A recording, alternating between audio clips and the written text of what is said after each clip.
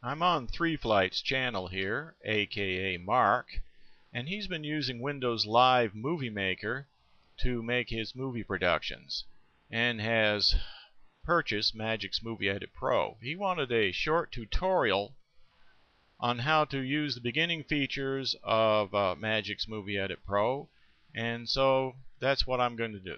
So let's launch Magix Movie Edit Pro 2013 Plus. Now let's give our project a name. We're going to create a new project. So let's just call it MEP Toot Test. Click OK. And you can see up here at the top we have the title that we just typed in and the file extension for the project. Now the first thing we're going to do is switch view modes before we drag our movie file in. Now there's 4 modes right here. One is storyboard, that's this one. Then we have scene overview, we have timeline mode, and multicam mode. The one I like to use all the time to edit my movies is the timeline mode right here. So we'll click on this one, and that brings up a nice little timeline view with separate tracks. Here's one track, another track, and the third track, and there's more down the bottom. You can scroll all the way down, all the way up to 32 tracks. Then we're going to drag our movie clip that we're going to be editing onto this timeline.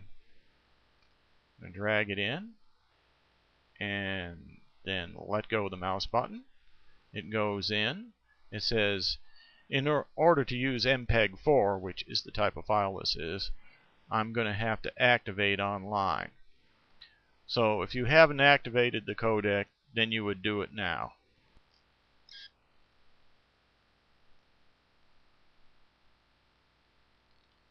Once you've activated your codec, the file should then load into the timeline.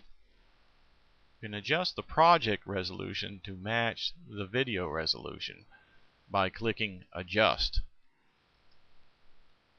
So now the movie is loaded on the timeline, we can begin editing. The first thing we're going to do, and this was requested by Mark, was he wanted to know how to delete sections.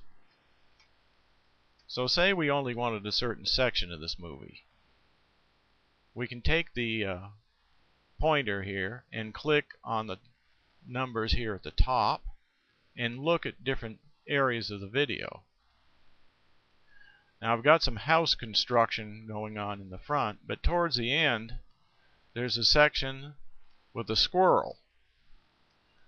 Now I'd like to just get this squirrel section by itself and not the house construction. So what I can do is place the pointer where it is right now,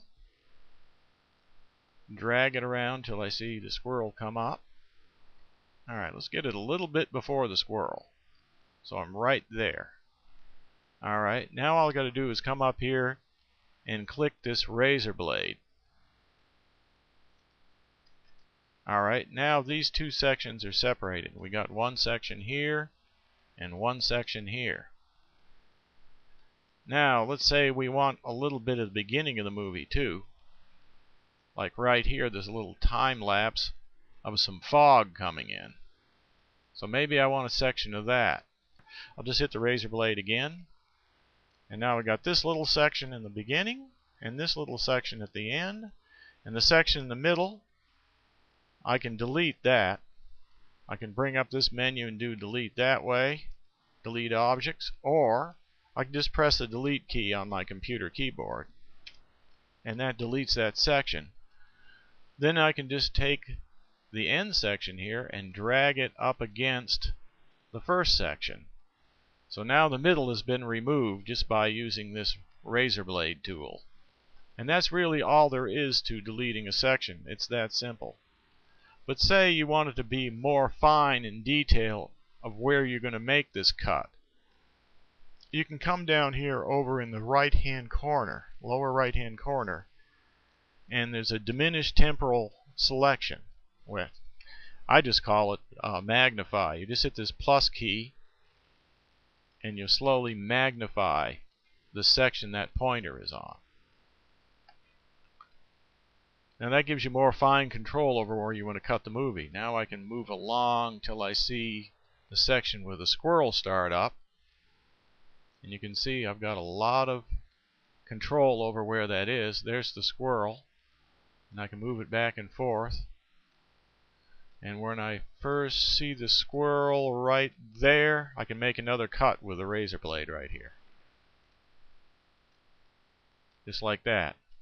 And now to get back to where the video fits the timeline, I can click this double arrow down here in the lower right hand corner. The double arrow squishes everything to fit the timeline window. And here's the little section that's left over. I'll just press the delete key on my keyboard again, remove it, and there you go. Now it's going to go from this video. It'll be playing along and you'll see the time lapse of the weather, and then switch to the squirrel. So that's fairly simple to do. And just an added thing you can do if you want to, zoom in again using the plus key. You can take the movie and drag it as many seconds as you want. Say you only just want like 1 second or something like that. So I'll go from 22 down to 21. Overlap the second movie over the top of the other one. Now when you play it, you'll have a little transition or fade. See how that faded in? If you look at that monitor, I'll do it again. And it fades right in. That's just a little trick you can use. And if you don't want to continue with that, you can just drag the second movie away from the first one and the fade is gone. Now if I play it, it just snaps right to the second one. So that's a little trick you can use. Okay, next we're going to talk about how to control the volume of your movie. Now there's a couple of ways you can do this. One way is you can bring up the mixer. So you go up here under Window and click Mixer. And that brings up this audio mixer control with a slider for each channel or each track. This is the track we're looking at right now. So if I play the movie, you can hear it's pretty loud, and I can bring the volume down with the slider. So it's just like a mixing console you might use for a music group. This is the master volume over here for the whole movie, for all the tracks, and these are the individual tracks. Okay? Now there's another way to do it, which is the way I usually do it because I'm too lazy to bring up the mixer. But there's an arrow right here that you can drag up and down to control the volume. So let's start her up. There is full volume. And there's with low volume. And then I can bring it back up to full volume. So that's all you need to do to control the volume. Now let me mention one more thing that you might be interested in, and that's you might want to view the audio waveform. Now the way you do this is you select the clip that you want to convert so you can see the audio waveform, and then you simply right click on that selection, go up to Audio Waveform Display on the menu, and click Create Waveform. Okay, so we'll do that first. You'll see across the bottom here it's processing the audio so it can create the waveform.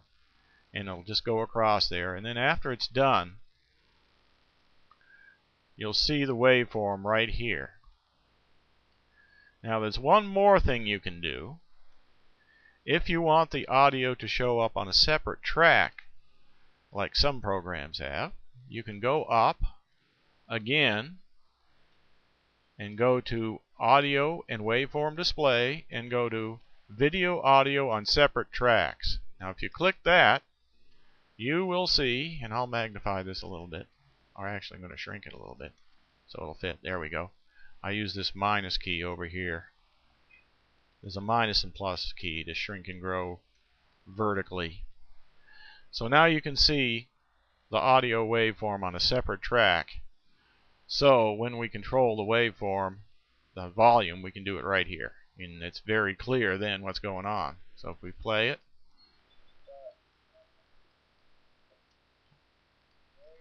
and you can see the level.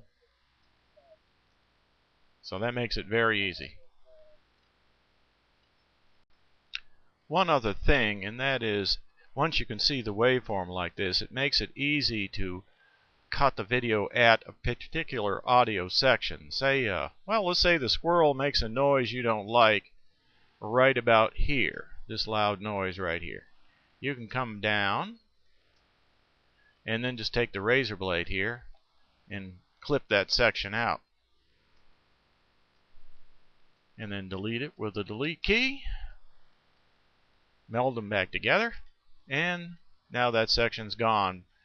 Another thing you might use the audio waveform for is if you were trying to synchronize the audio in two different videos and you wanted to line those videos up in time, you might use the audio waveform to make sure they're lined up. So that's another handy thing that you can use it for. Okay, now I want to mention the undo and redo buttons. They're right here.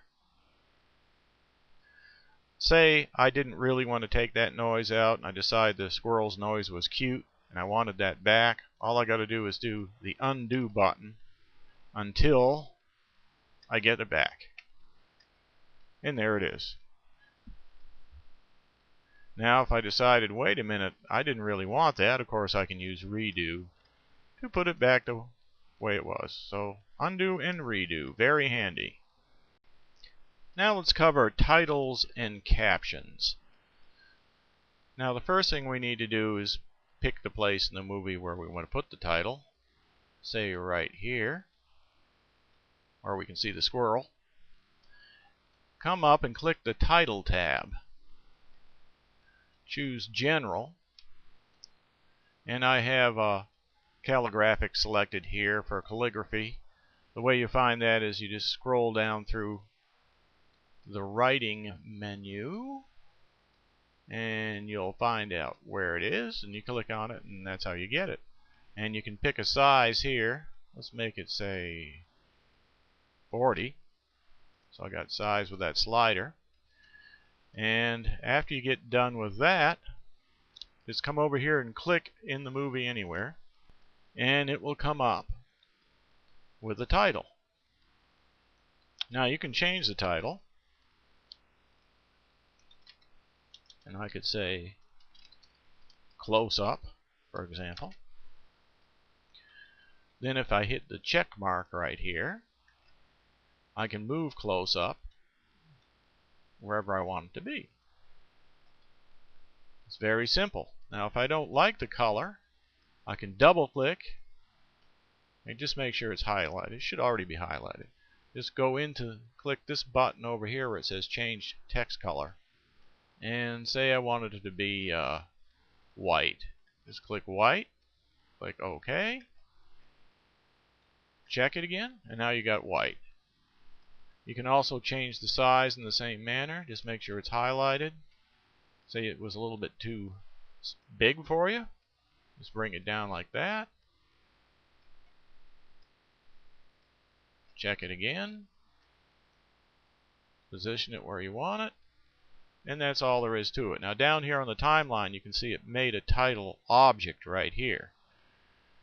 Now when you play it, it'll stay on the screen the length of time that the object is on the timeline. So if you do this, once it gets by it, it disappears. So if you want it to be up there longer, just touch the right edge where you see the double lines and drag it out, and then that makes it longer. So it'll stay on there longer.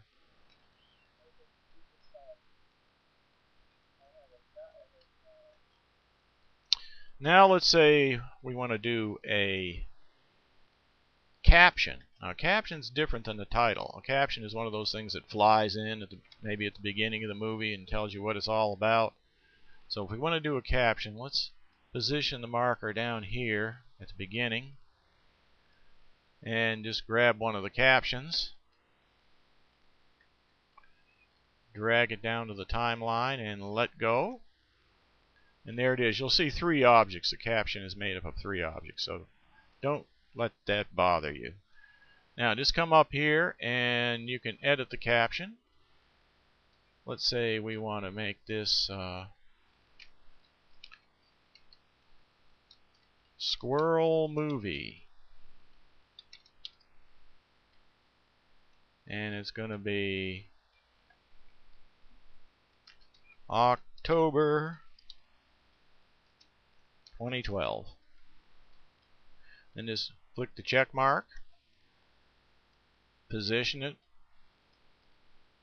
probably right at anywhere where it already is good, and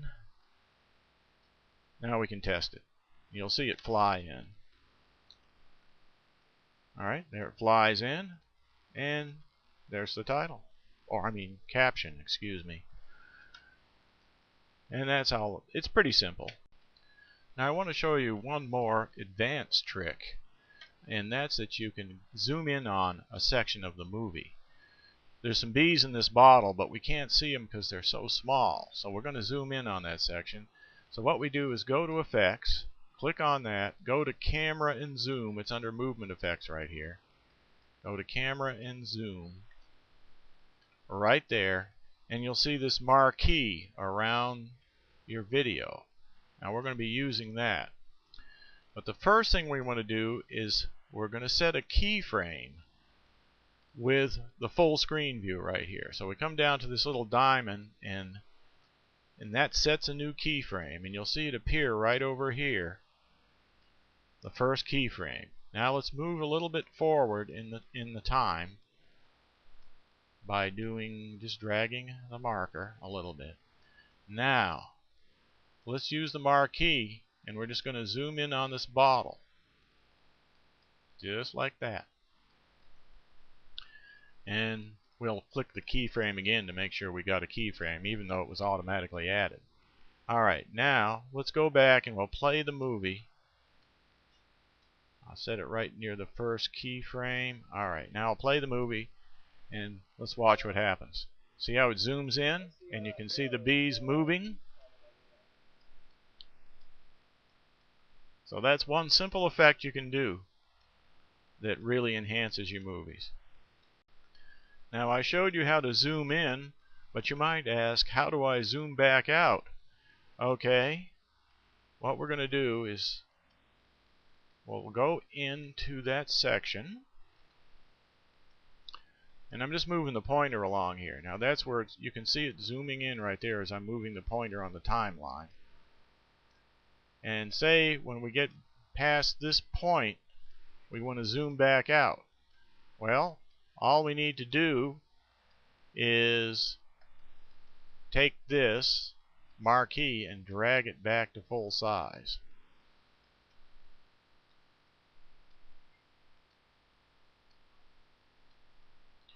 And I think there's even a button you can do this automatically, but I'm just doing it this way. Okay, so, and then that should set a new keyframe. I'm going to hit the keyframe button anyway. So now it's back to full size. Now, if we play the whole thing, you should see it zoom in and then zoom back out. Okay, here we go. It's going to zoom in and then zoom back out. So that's all there is to that. Okay, next we're going to export the movie. Okay, now that we've got our movie completed, we need to export it so we can put it on YouTube.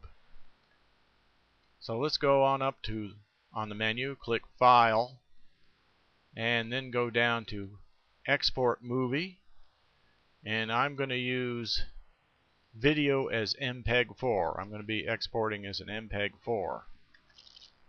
I'll bring that up. Now I'm going to export it as 720 by 1280 resolution, and this is the frame rate here, which is fine with me. 16 by 9 is correct for my camera or whatever I'm going to be using. And you can hit the Advanced tab to see more stuff. It's got 44 kilohertz in there, or 44 100 hertz. It's got the MPEG-4. So everything's basically set up the way I want it already. Okay. Now I'm just going to click OK.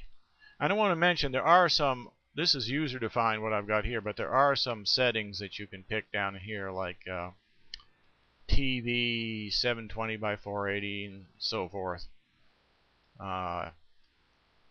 So you could probably pick it off here, like HD TV would work, 720 by 1280, and it would plug in the things for you. But I just punch them in myself.